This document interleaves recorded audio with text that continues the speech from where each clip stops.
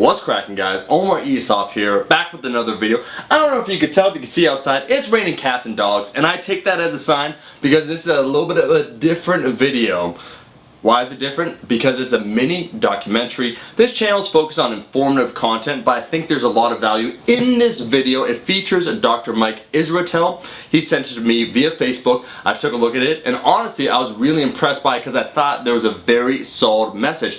Us as lifters, you know, there's not a lot of, let's say, documentaries or footage or just things discussing the sport, the reasons why we lift, and I thought this was very unique, so I asked Dr. Mike Israetel if I could post it on my channel to discuss some of these things.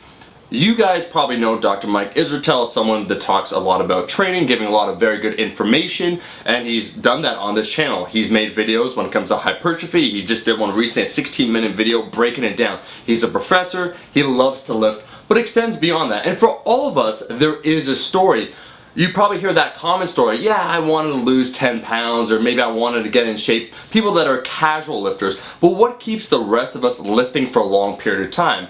My reason is different than Dr. Mike Israetel. Your reason might be different as well from either of us, but the point remains that we find some sort of fascination with this training. Think about it. After the superficial goals, we accomplish that, we lose some of that weight, we gain some of that muscle. What really drives us to go to the gym 3, 4, 5, 6 times per week? That's a long time commitment. And so I think this documentary is going to shed some light on a particular individual, Dr. Mike Israetel, the reasons why, the purpose behind the training, and hopefully you guys can take something away from it. If you like this video, this documentary, make sure to like the damn video, leave a comment below, why do you train, and also make sure to follow Dr. Mike Israetel. Links will be in the description. Without further ado, let's get this thing started.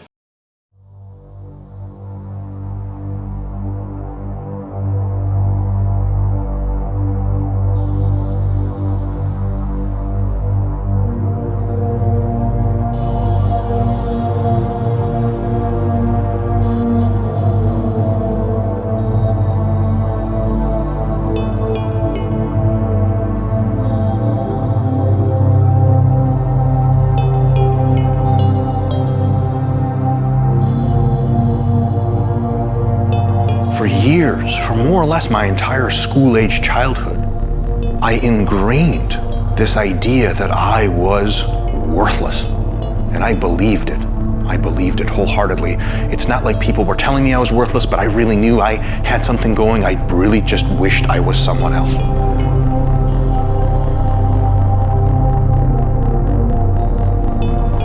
I want to be a freak. I want to be enormous. I want to be ripped to shreds.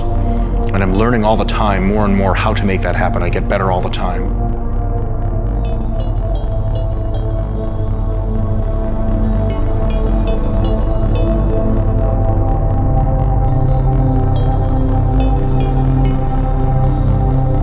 I'm Mike Israetel. I'm 32 years old, and I'm a professor of sport science at Temple University in Philadelphia. Got my PhD a couple of years ago in sport physiology, and that's kind of the science of taking good athletes and making them better at East Tennessee State under Dr. Mike Stone. To say that I love training is a huge understatement. I love everything about training. I look forward to training. Sometimes I'll have situations where I wish I could recover from more training. In some sense, it gives me a sense of purpose that I can't replace anything with.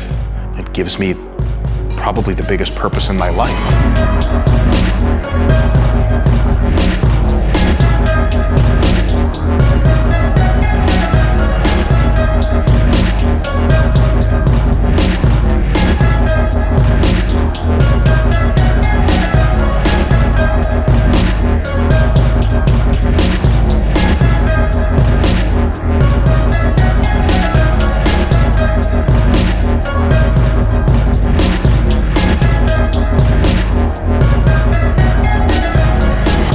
The process of getting better is what I'm obsessed with. Not so much the end goal, looking at yourself in the mirror between sets and going, what the hell have I created? How much further is this process going to go? It's almost the mystery that's part of the allure.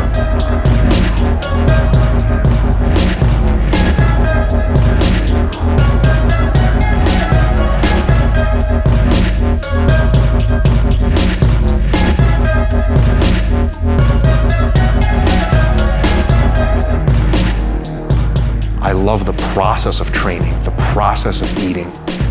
I love everything about it. There's a part about dieting that I like, even when you're suffering. The hunger, the sleeplessness, the stress. It makes you feel alive. It makes me feel alive. I look at people's meals now and I go, I wonder what they're eating that for. But I've been thinking about food as an input-output system for so long. I think, how can they do that with no purpose? The only way in this time in my life that I can see myself is an input-output machine. Input, nutrients, training, supplements, etc. Output, objective, quantifiable performance and body composition measures. That's it. That's the only thing that makes sense.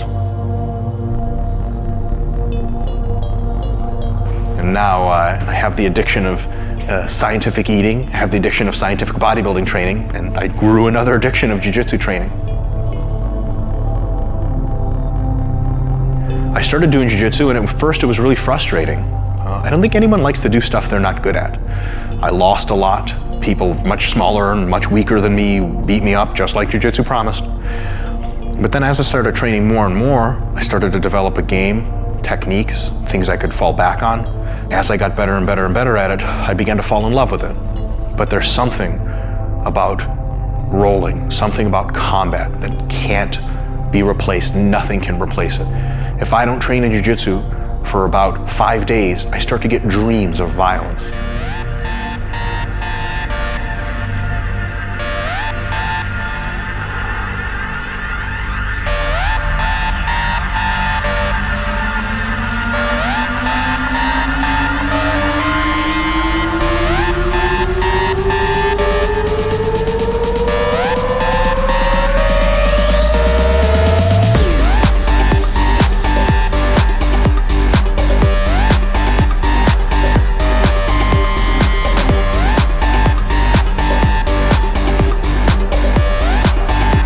Has an unusual body type, at least for me to work with in jiu-jitsu. Our bodies are very different, which is not really a problem, but his body is so different than people that I've worked with in the past. It's an interesting challenge for me to try and help him figure out a game that he's going to be very successful with at a high level.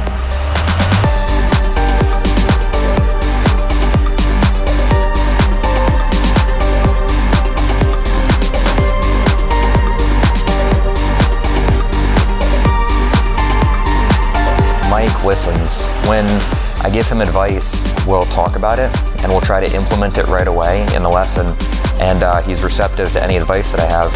And then he's also good about giving me feedback in a productive way about whether that advice is going to work for him or not. There's something about jiu-jitsu that purifies me. When I've rolled, when I've bled, when I've huffed and puffed, when I've had my limbs more or less broken off my body, short of a tap, I've earned the right to be.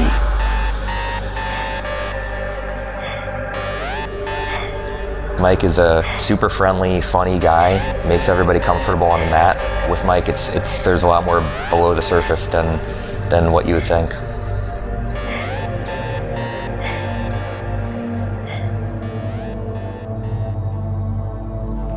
Sometimes I get asked the question of what motivates you to do all this. When I was a kid, I had for a long time really pretty serious attention deficit disorder. And it was so bad that I was one of the worst students in my school. My brain didn't work well. In the 9th grade, I was formally diagnosed and I began to be prescribed medication. I managed to rise from one of the worst students at the school to probably the most decorated person in my high school graduating class, undergraduate degree, master's degree, PhD. If I'm not productive, if I don't write articles, write books, create content, develop hypotheses into theories, if I'm not producing things of intellectual value, I don't feel okay. I feel worthless, and that's the honest truth. I'm Dr. Mike Israetel, and I am the Renaissance difference.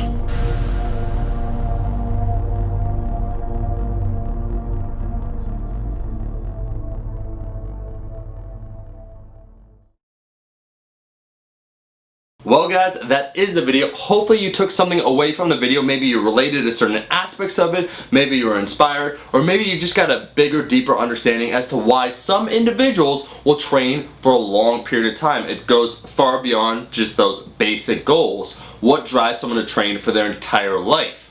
Anyways, things to think about. My thanks to Dr. Mike Israetel for allowing me to post this. Make sure to check out his social media. Link is in the description. That's all the time we have. If you liked the video, I'm looking right at you. Make sure to like the damn video, and I'll be seeing all you guys, my rascals, in that next video.